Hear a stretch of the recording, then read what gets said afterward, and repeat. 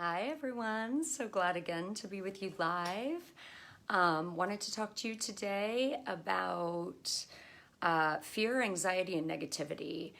I've been having a lot of conversations with people and in discussions around fear and anxiety. I'm throwing in the negativity piece because it really kind of applies for this particular conversation. With fear and anxiety, we have this tendency to push it away. It tends to be one of the first places we go. So if we wake up in the middle of the night and the brain starts going and we're madly thinking, the tendency is to try to shut it off. If we are afraid of something naturally, we're all familiar with the sympathetic nervous system where our fight, flight, or freeze response goes right into effect. So we tend to want to run away or we tend to shut down, whatever form that takes for you. So I want to share with you some of my thoughts and just a little suggestion around managing this for yourself when you are in the middle of it. So, hi Terry, thanks for joining. So let's say, I'll give an example. I walk into my kitchen and there are a bunch of dishes in the sink and I have a major reaction to it. Well, let's think about that for a second. It's it's wise for us to know that if we're having a very large reaction to something that maybe seems out of proportion with the actual scenario, that there's something bigger going on. And often with fear, that's the case. Often fear is something that we are building and creating, and there are other layers that are inside of us that are underneath this fear that are triggered. So maybe it's something that happened in childhood. Maybe it's a state of being that we're in, like in this example, the underlying thought of, I am always being taken advantage of, for example. So in this moment, I want to introduce this really simple method to kind of break this this sort of illness, I think, that we have in our society where we just run all the time from the fear, the anxiety, the negativity. So in that moment, I, in front of these dishes, would, for example, go, what am I afraid of? Internally, what am I afraid of?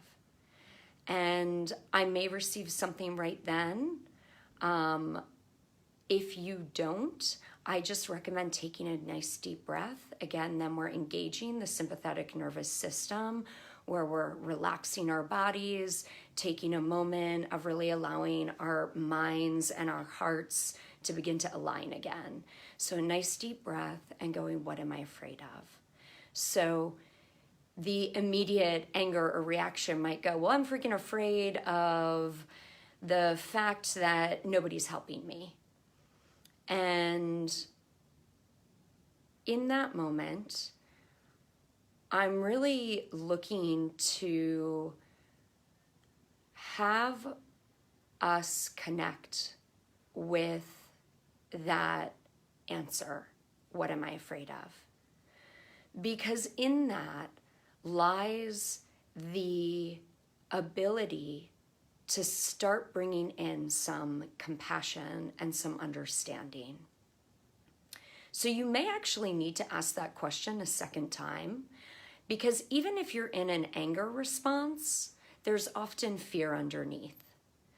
So if the angry response is, I just hate it when everybody leaves dishes in the sink, you may want to ask again, and what am I afraid of?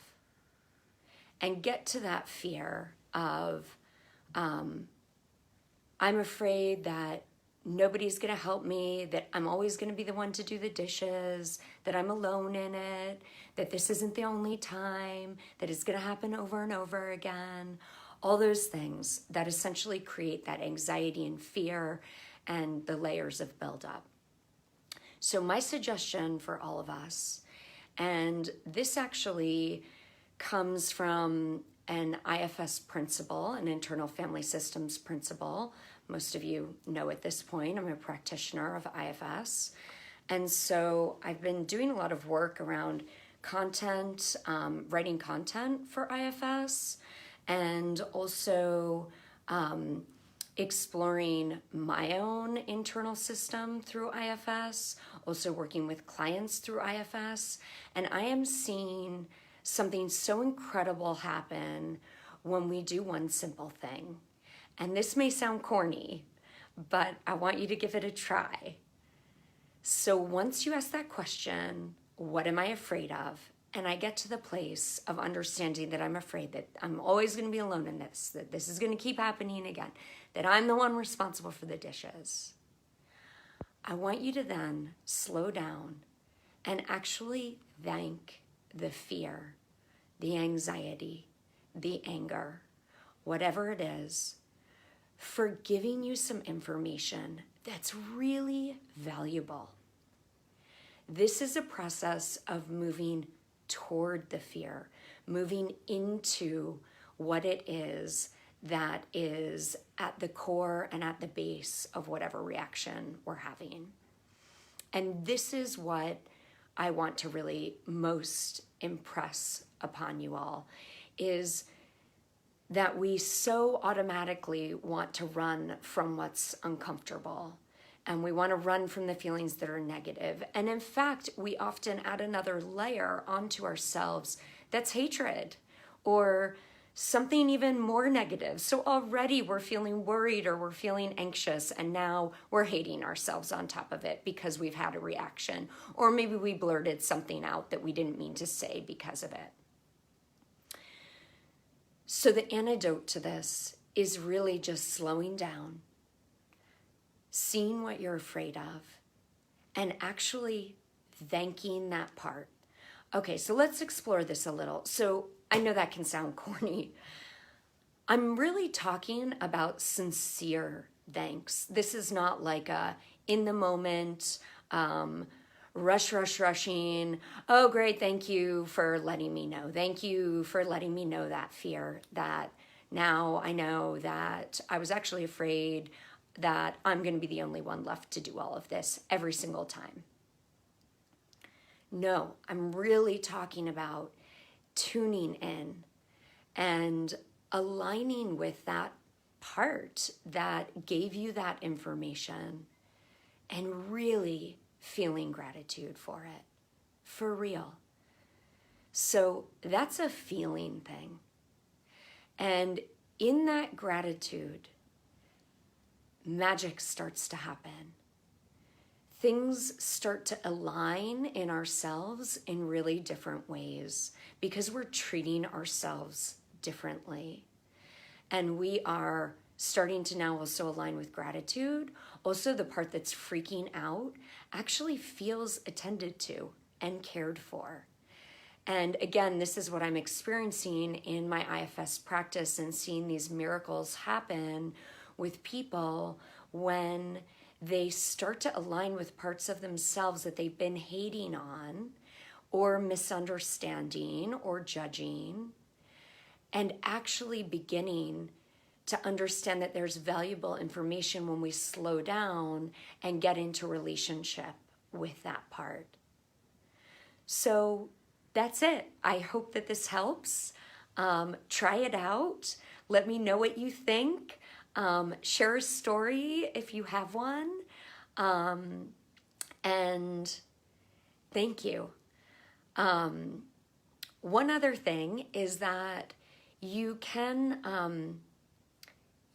also align with that part in gratitude, and then you could take it a step further to ask, actually, is there something that I need to know or something that I need to do? and see what that part has to tell you. Because it could be as simple as giving, again, back to my example, giving me the information, oh, you just need to have a quick conversation with your partner and go, hey, can we be sure to just do our dishes and put them away or clean them or what have you? Or, hey kids, I'd really like us to get on a different schedule where when you actually have a dish, you don't leave it in the sink, you wash it immediately and you put it away.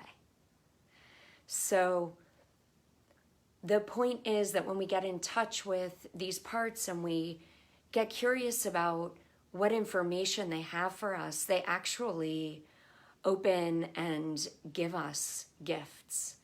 So first, the gratitude. Thank you for giving me the information that you just gave me, for giving me the tools to move forward in a different kind of way. And then possibly even asking, is there something that I need to know? Or is there something further that I need to do? That's it. Hope that's helpful. Share, share this if you have anybody who you think needs it right now, anybody who's struggling with fears or anxieties, whether they're really serious or minor. I know I gave you guys really simple examples in this, but you can also take this principle and wait until you're in a quiet space to practice it and see what happens. Let me know, comment, and thank you again for being with me.